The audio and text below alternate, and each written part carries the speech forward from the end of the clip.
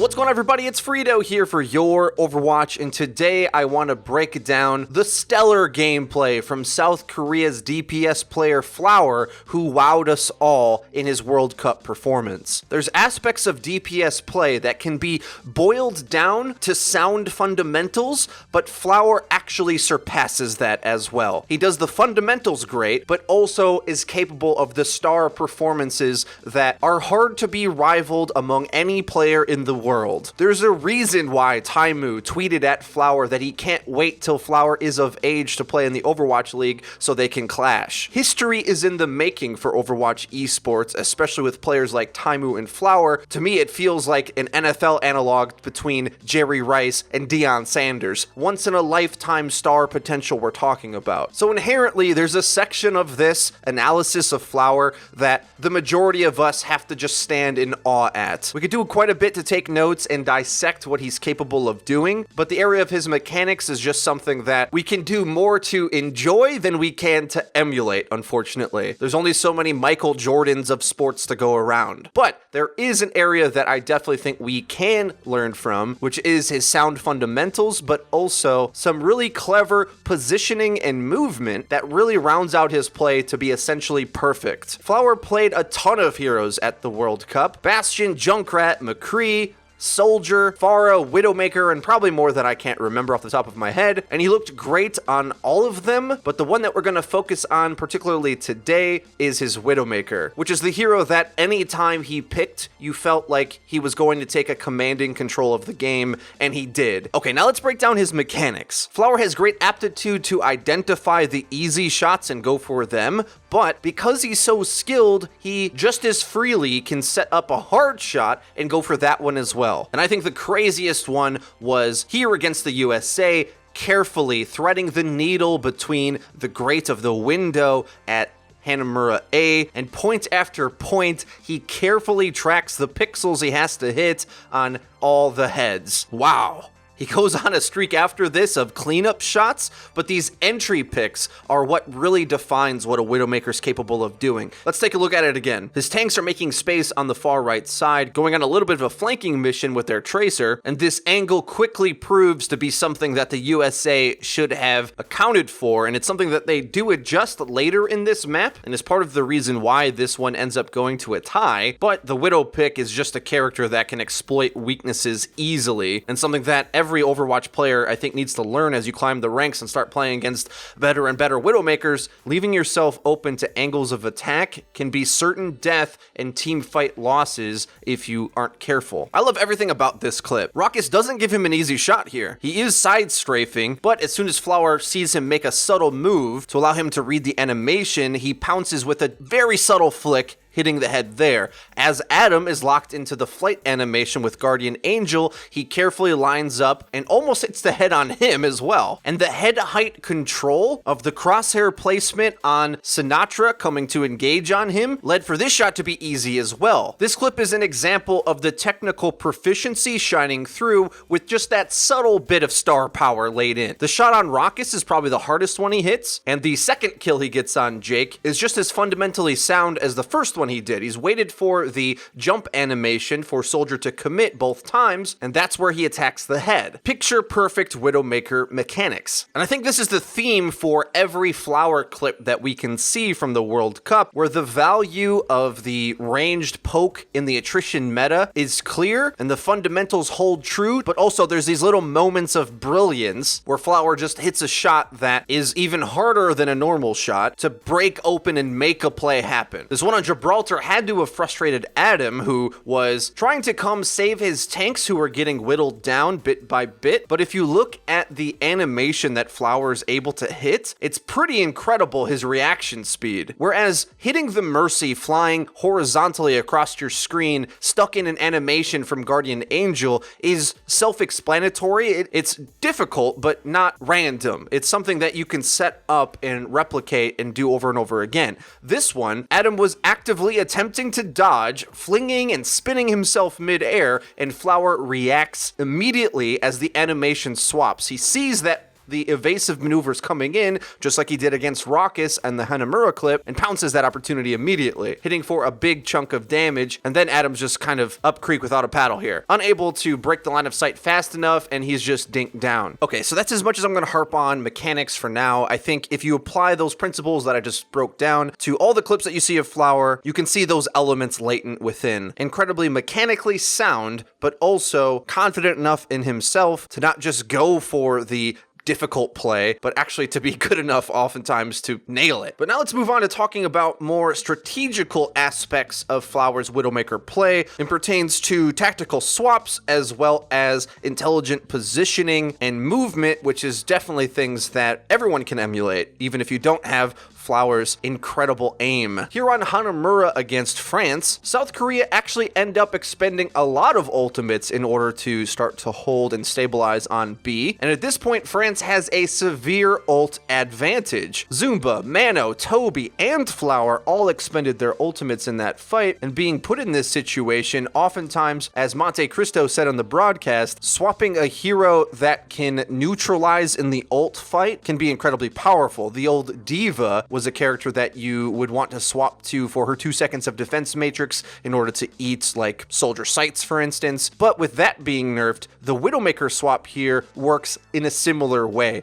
where a big play with a headshot can all of a sudden find you some value where you may otherwise be just engaged upon with too many Q buttons to even have a response. It's a big risk to set up the Widowmaker in this back corner, but it pays off, as soon looking to probably get a pulse bomb stick on the back line, perhaps didn't even know that Fl0w3r swapped to the Widow, gets his head blown off with an easy horizontal crosshair placement follow-up, just like the kill he got against Sinatra. And although France do start to expend their ultimates in this fight, they're not doing so to get any progress on the point. And though off-screen, Fl0w3r's Widowmaker does eventually get killed, the value of that first pick is so immense to the exchange of ultimates that goes on this point. Also taking into account that South Korea has spawn advantage on defense, it gave the opportunity to the rest of the South Korean team to make plays against the ultimate disadvantage. Mano in particular, staying alive forever, just tying up AKM for the entire fight, meant that no progress could meaningfully be made, and now France is forced to go at it again with a ultimate disadvantage. Now, the cameraman spectator does not give us the luxury of seeing the perspective of Fl0w3r in this oncoming fight, but we know he's playing in that back corner position.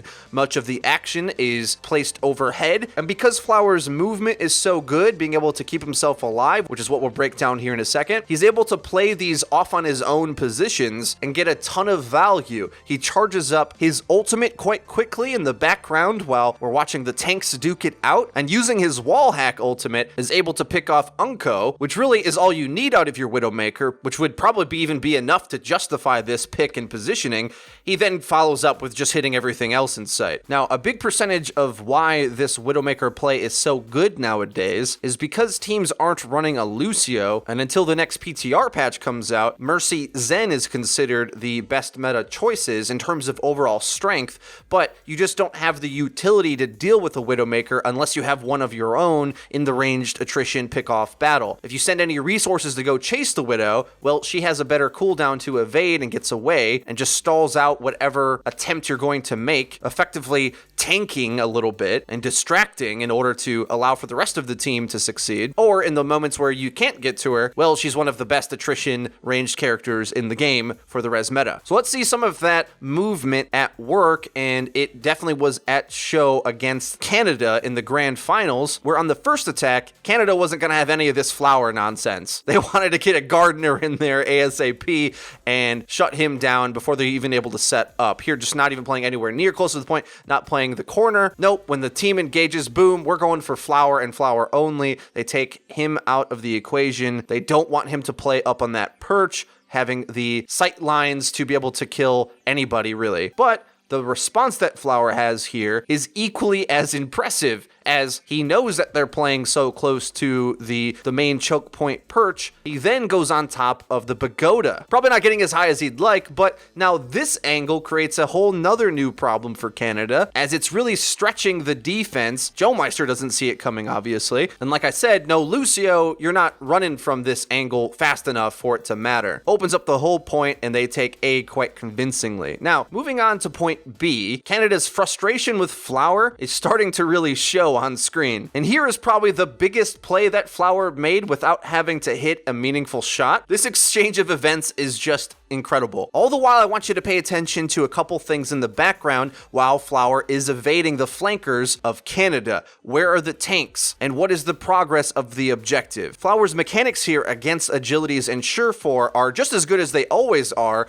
but the two flankers are kind of outplaying him back and forth. And the footsie battle is well in effect. As Fl0w3r tries to set up the shot on Surefour's Tracer at head height, well, he jumps out of the way. Agilities is being a pain in the neck as well. But ring around the rosy, Fl0w3r just keeps evading, keeps himself alive, keeps the DPS tied up for seconds, draws Agility's Dragon Blade out just to kill him, and all the while, a tick and a half has been won with this. Using that 8-second cooldown in order to hookshot your way to safety, as well as quickly respond with setting up for a frag shot that forces the flanker to react, that alone was a play. And because the flankers can't look at Jaehong on the Zenyatta, who is a support damage dealing character in his own right, the Zenyatta was able to clean up, which creates a bit of a problem. Normally you want to focus the Zenyatta because he has so much value inherent in this kit with Discord Orb, he does so much of his own damage, but Canada had to focus Fl0w3r because if they focus Zen and burst him down, well, likely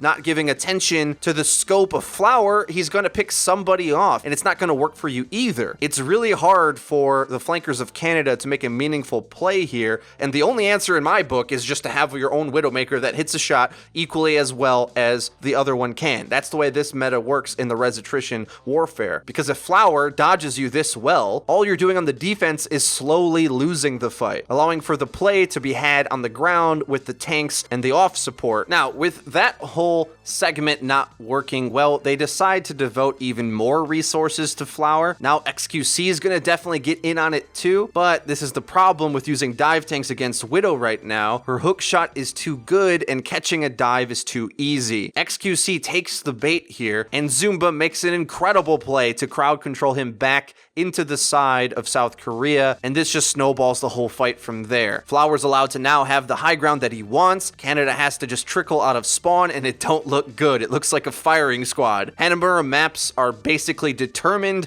on the battle for the high ground at B, and dying so early lost it. Another example in overtime here, Canada's looking to tie, but again, a bit of over aggression and getting his dive caught.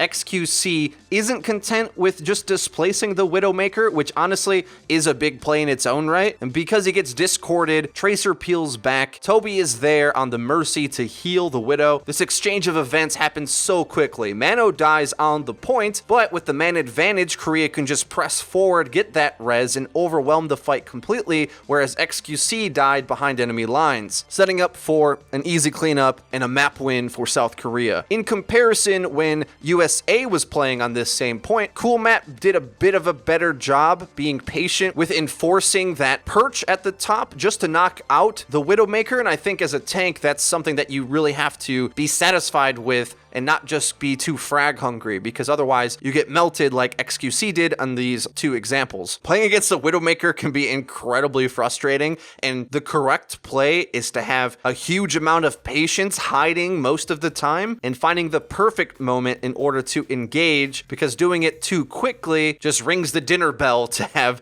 the enemy team peel back and catch your engagement, which the South Korean region as a whole is just insane at doing. Catching dives is the name of the game over there, whereas in the West, oftentimes both teams are actively trying to dive most of the time. But the South Korean meta is far more accustomed to being able to catch aggression and punish it and overwhelm from there. And I think that's a lesson that Fl0w3r taught us here with his teamwork with South Korea. Okay, guys, that's everything for today's Fl0w3r breakdown. Hope you did enjoy looking at his play and the significance of it from every different angle. It was a blast to go to Blizzcon and see these guys play live. I think every country country should be pretty proud of what their teams put up. I think next year's World Cup will be even better, with teams and players getting stronger. The gap with South Korea is definitely closing, with some really close maps in every series they played, actually. With a few small adjustments, I think more maps could have been dropped by them even. But in the end, the dominant play of Fl0w3r as well as the experience of the South Korean players just shone through, and a well-deserved victory by them. If you enjoyed the video and you found it useful, please leave it a like.